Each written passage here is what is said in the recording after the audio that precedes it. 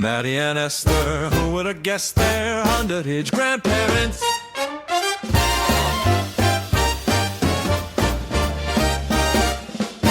Hey, thanks for downloading our bonus episode. Every Monday we do this, Am I Overreacting?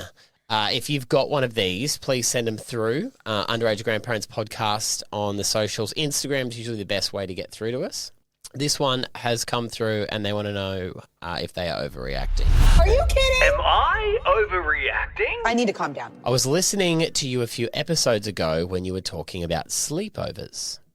I've never been a fan of them and have tried to keep them strictly to people I know well. Like your son, talking about Xander there. I think so, yeah. Yeah, because we've been talking about... how he was obsessed with sleepovers over the school holidays. Yeah. Like your son, my daughter is in her first year of high school and I thought it was time for me to give her a little bit more freedom.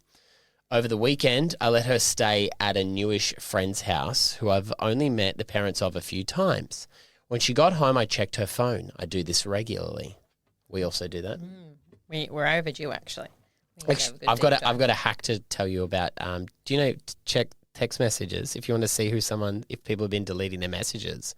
If you want to see who they've recently texted, put a full stop in the to part of the text messages.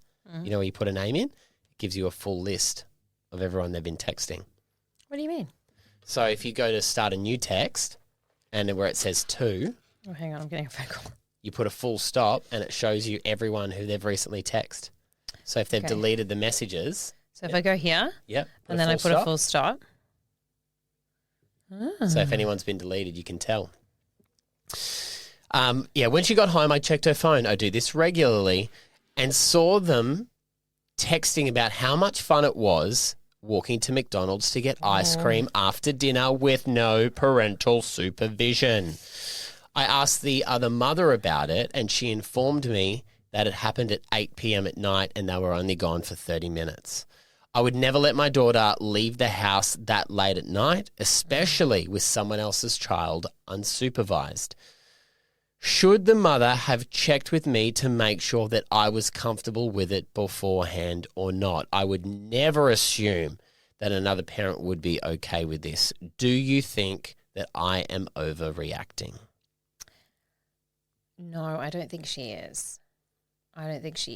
Because different rules for different houses, right?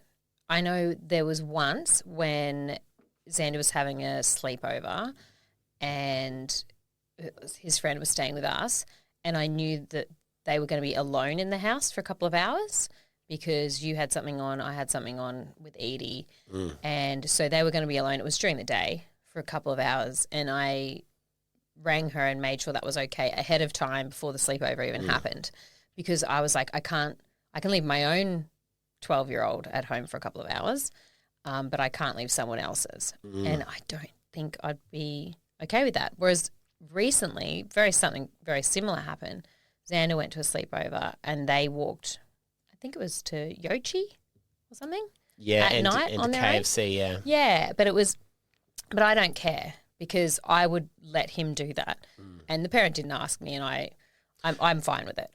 She did ask me. Oh, did she? Yes. Okay, there you go. Because I did the setup for the sleepover and she did check all of that with me before. She said, and she even said, in the morning, I'm leaving early to take my other son to football. Yeah. They'll be home. Are you okay with that? Yeah.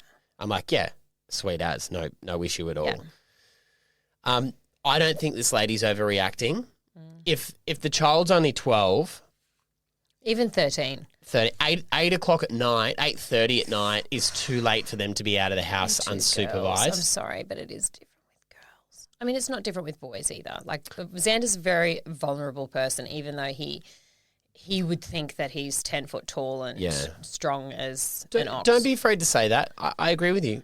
It's 100% different with girls. Yeah. I still wouldn't let two boys of that age go out that late at night, but it's quadruple the danger for two young girls. Yeah. Maybe 10 times the danger. And we shouldn't be afraid to say that because that is the facts. If you look at the numbers when it comes to violence against women, it 100% is more dangerous. Terrifying, the stats.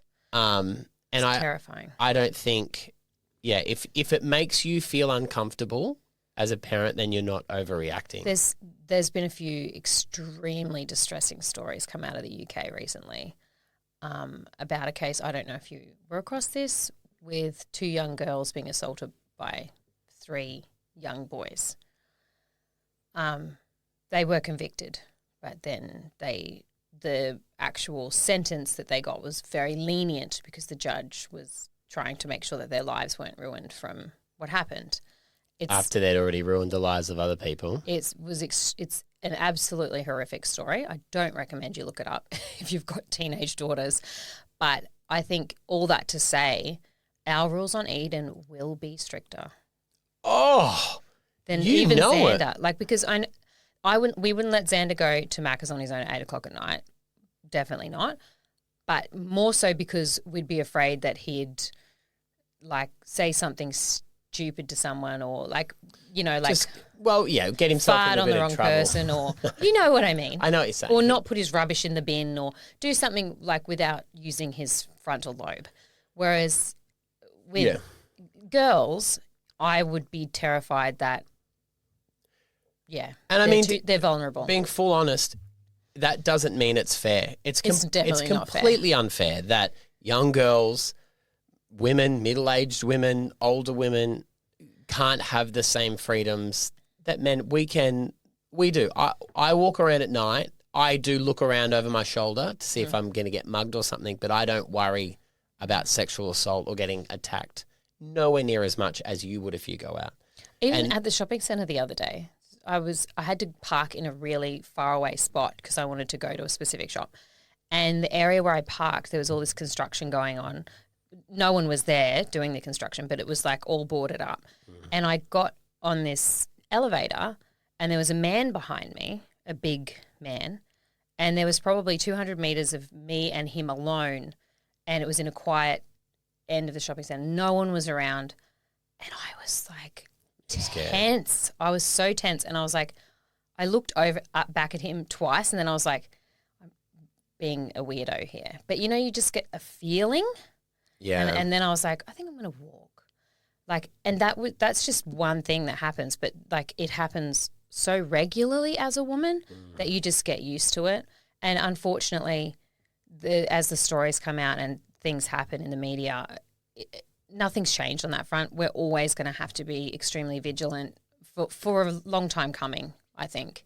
You know what's important though is, you know, there's a lot of men who go, oh, well, just because I'm a man, I shouldn't be judged for it and blah, blah, blah, blah, blah.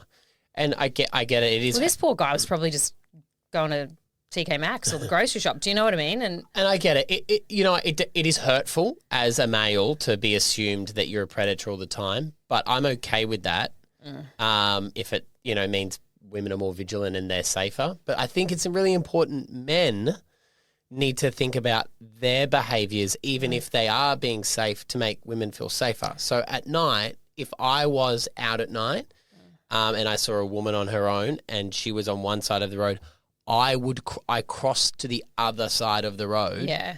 Like, So that you can go around behind her and run up and attack her. no, that's not but that's how our minds So work. is that what you would think? That's how my mind would work. Because in my mind, I'm thinking if I cross the road, I'm saying I'm putting distance between You're doing the us. right thing there, but I'm just saying that, that doesn't mean she's not going to look over her shoulder at you still. See, I've never thought about that. I always thought that I assume my intention is I'm getting as far away from you as I possibly can. One of our friends' husbands has started exercising early in the morning, and he's out walking or running, and he had a black hoodie that he was wearing.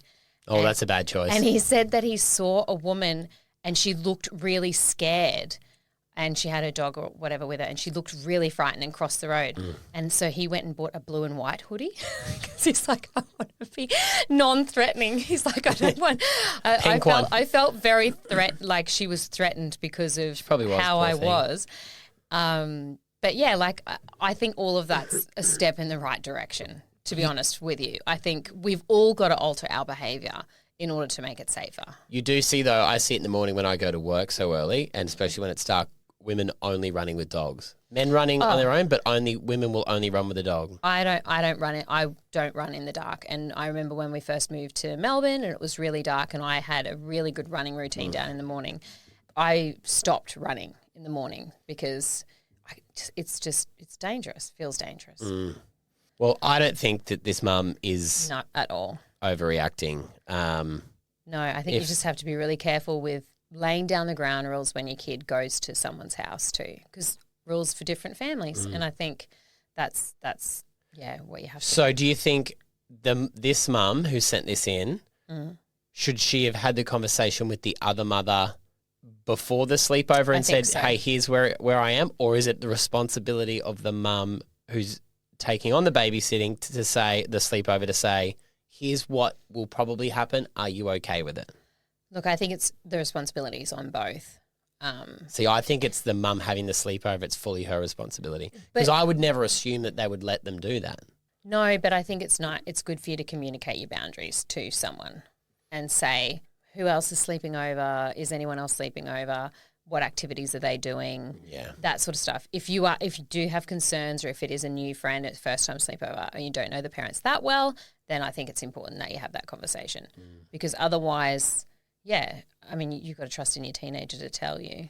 It's also a conversation you have to have with them. Yeah, and say, if that parent says to you, I know your mum said you can't drink, but here's a vodka cranberry, that your kid knows that you've said this isn't okay. Yeah. Well, tell us what you think. Underage Grandparents Podcast is our Instagram. Jump on there now. All right. We'd love to hear what you have to say. We'll see you Thursday for our normal episode.